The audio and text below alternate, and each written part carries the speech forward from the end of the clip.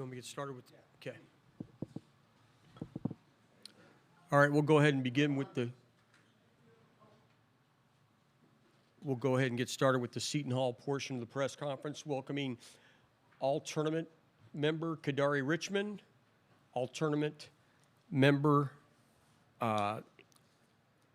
Alamir Dawes, and who was also the MVP, and all-tournament member Dre Davis. And guys, let's go for questions first from the audience for the players. Go ahead. Jerry Carino from Gannett, New Jersey. Congratulations, guys. Dre, let's start with you. Can you take us through the game-winning shot, that whole sequence? What happened, and then what was that like for you as an Indianapolis native to do that here?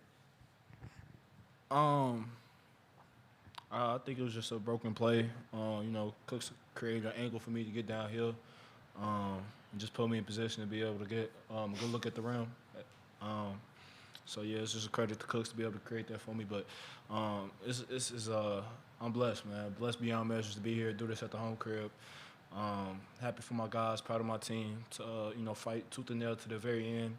I'm just proud of my guys and trying to enjoy this moment. Spencer Gonzalez, WSAU. Al, I mean, what was it like to go out like that in your final game with Seton Hall after, such an up and down season? It's been so crazy to hit that huge three to start that run, and to watch you and your guys go out and come back with 3 minutes left to win a championship. What was that like? We just gutted it out the whole way. We knew it was going to be a fight, coming in. Indiana State's a hell of a team. And we knew what we was going up against. So, we just, played with a lot of, passion, and we had to stay locked in the whole 40. We knew they was going to make runs, and we was going to make runs. We just, we knew that we wanted it more. So everything happened, and we came out on top. So, Kadari, what was it like for you to climb up and cut down that net as 300 Seton Hall fans are chanting one more year at you? What do you want to say to those fans who came all this way to support the team? I appreciate them for coming, and my main focus tonight was winning a championship with the guys that's been in the locker room and been here since June and fighting day in and day out. So we appreciate them for traveling. Some flew, some are telling me the amount of miles they drove, and we highly appreciate it. Brian Henson with the Indianapolis Star. Dre, what has this week been like for you being back home and playing in Indianapolis? Indy was great to me. Being able to come home and win 2 big games, compete for national championship, which was our goal, and ultimately win it. It was a great week. Extremely blessed, like I said, and extremely happy for my guys and my team and Seton Hall University as a whole. Is this your first time playing at Hinkle Fieldhouse? Nah, it's not my first time. When was the first time that you've played here, and what memories do you have of playing here? I played here a lot, just playing basketball in Indy growing up, but obviously with Butler in the Big East, I played here over the past 2 years against them, but this is a historical gym, and I'm blessed to be able to finish this year here out with that. El Cadera and Dre, a question. Let's go back to Creighton and UConn on the road. You guys the resilience you guys had after that game, even to get to this point tonight to win the NIT tournament. Talk a little bit about what happened with you guys after that fact, and what made you resilient enough to come back and say, okay, we're better than that. There was a few games in between those games where we fought and battled and stick to our mantra, and we felt like if you roll the ball out against us, we're just going to stick to our game plan and do what we do and play hard and try to play Seton Hall basketball. Yeah, kind of like what he said. We just focus on, what we got ahead of us. So, in between them games, we stuck to who we were. We stuck to what we do. And, we ended up here, so. Just understanding who we are as a team, at our core, our identity, and just staying true to who we are and being confident in who we are. Hey, guys, one more thing. Talk about, you guys played in some raucous places, Madison Square Garden, you guys played all over the place. This crowd was definitely Indiana State tonight, but it looked like it did not affect you at all in your game. Talk a little bit about that, about playing in front of big crowds like that and then raucous crowds. I think that just like you said, we playing a lot of big gyms, a lot of big games like this. I think we can just credit the league, the Big East, to that, and just I feel like our league really prepared us for this moment. I feel like we didn't waver as a team, even going down 7 or 9 points right there in the last minutes. I feel like we stayed together as a team. We believed, and we got the job done. Like Dre said, our conference prepared us for this, but it seems as if you were paying attention to the schedule. So that neutral game against Mizzou, yeah, I think that also prepared us for this. Yeah. And you remember that well. Yeah. Neutral. Okay. Last question One for the more from me, players. yeah. I'd love for each of you guys to answer this. You've been together 2 years. What kind of stamp or what kind of legacy do you hope as a trio that you've left on this program, laying the foundation for Shaheen Holloway? You starting with me?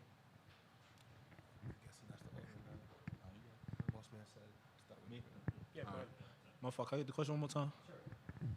For the three of you have been together 2 years. As a trio, what kind of stamp or legacy do you hope to have left in helping Shaheen Holloway get his regime off the ground?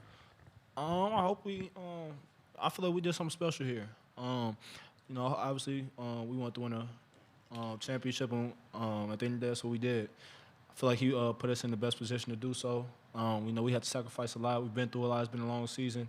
But I think this is a good, obviously he's had a great career as a coach, be going into Elite Eight, but, I think this is something else that he can add to his resume as well. I feel like we left a lot of people who had the naysayers. We left them with something to remember, and the people of Seton Hall, the history with winning and stuff like that, and playing in April. I feel like we left our mark in there in that aspect too, and we also opened the doors for the underdog players that's being recruited by Seton Hall and don't feel as if anybody else is giving them a chance. This is a great place to come and be able to play a game and be who you are. That's a great answer. Yeah, what he said. Go. I mean, he said everything. I think it's important that just like he said, the recruiting, players, underdogs coming in, get them a chance to believe in themselves, and so they could do something special. All right, young men, congratulations. You're dismissed. Enjoy. Thank you. Enjoy the Thank you. evening. Appreciate y'all. Okay, I would remind those of you on Zoom, if you have a question for Coach Holloway, to raise your hands at this time. Otherwise, let's go back, Jerry, first row, for Coach Holloway. Shah, what can you say about the resilience your players showed down 7 with 2 minutes left to pull it out in this hostile environment?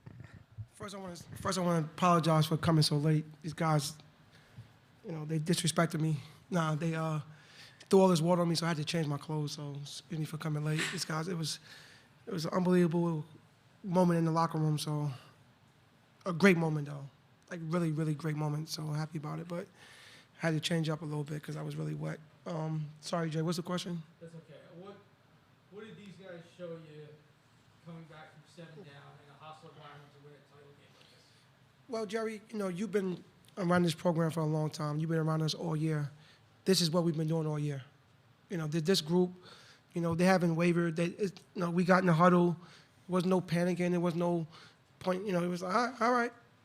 Let's do what we do. Let's score, get a stop, score, get a stop, and kind of be right back in it. And that's what happened. Obviously, I thought, we had moments of the game that we had control of the game, and you give those guys credit, man. They made some big plays. But this is what this team was made up all year long. We've been fighting, coming back, and and like Kadari said, or Dre or Al, we credit our lead. We play in a bunch of hostile environments, so this was nothing new. Coach, can you take me through the last play? 8 seconds left. Jaden Bediako goes up and blocks that shot to save the game. Can you tell me about his impact on the team throughout this year and ending his college career off with such a bang? No, it's a full circle moment, right? I remember NJIT game, after the game, and then all the questions about our bigs, your big is going to be good enough to play in this league and this and that, you know. And so for him to end it like that on a block, right, to me, it's stamped what he done all year long for us. Gave us everything he had every time he played on that court. You know, this last 2 days he's sick. He's out there playing. He don't care. You know, just playing, not saying I'm sitting out, not anything. He's playing. And, you know, those type of guys you want, those type of guys that do well with me. Staying on Bediako, Coach, he got into foul trouble early. You put him in with 4 fouls with a couple minutes left in the game. What kind of confidence did you have in Bediako, and did you talk to him at all? I ride with my guys, man. I ride with my guys, man. You know, we've been riding with those 5 guys all year long. You know, Kadari and Dylan cramping up. You guys want to come out? No, we ain't coming out. You know, the training staff did an unbelievable job of trying to, you know, get them hydrated and all these gadgets that they have to try to get them back. But those guys was cramping the last 7 minutes of the game, right? And of course, you know, it's at the end of the day, you know, those guys in that locker room, you know, played their heart and soul out, man. So I'm super proud of them. You talk about how your team has been sick all week. Jacob Sanders really stepped up with Isaiah Coleman being out. Can you talk about the play of Sanders? Yeah, no, he's big. He played very good against Georgia. They came out the first half, gave us, you know, 4 quick points, played good defense. You know, those are all great signs, right? It's great signs of a championship team. And everybody who played, you know, even, you know, Dave, you know, DT Trebek, he came in the game, you know, and you know, it's tough, right? He hasn't played for a while, and then to throw him out there in that type of environment, you know, I thought he handled himself well. So proud of everybody who stepped on the court. And everybody who got ready, because I don't forget the walk-ons and the guys who don't play. They prepare the guys on the court for games like this. I mean, Coach, you've been tied to the school for a long time. Obviously, as a player, Very long time. You've been chasing banners. You've been chasing championships. What does it feel like to have the opportunity to raise one now in Walsh as a coach? To be honest, it haven't hit me yet. Right? It's just I'm still in the moment. Right? I'm in the moment. I'm just so happy for those guys to. I don't know how long it's been. 2 Sundays ago or 3 Sundays ago.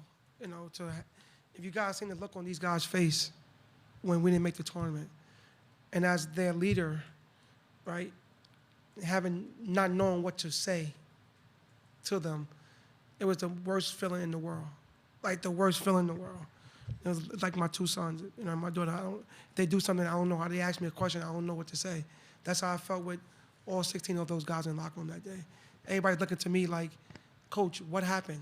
I thought this, that, and I'm looking like, fellas, I don't have an answer for you, right? So from that to going there and again drenched by those guys, it's the best feeling in the world.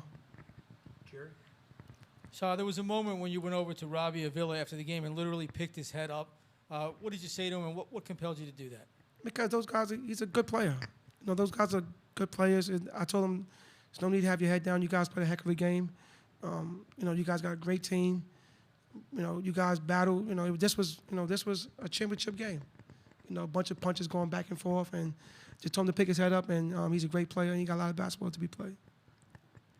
Okay, do we have anything else for Coach? Coach, congratulations. Thank you guys Enjoy so the much. evening Appreciate and it. Trip. Yes, sir.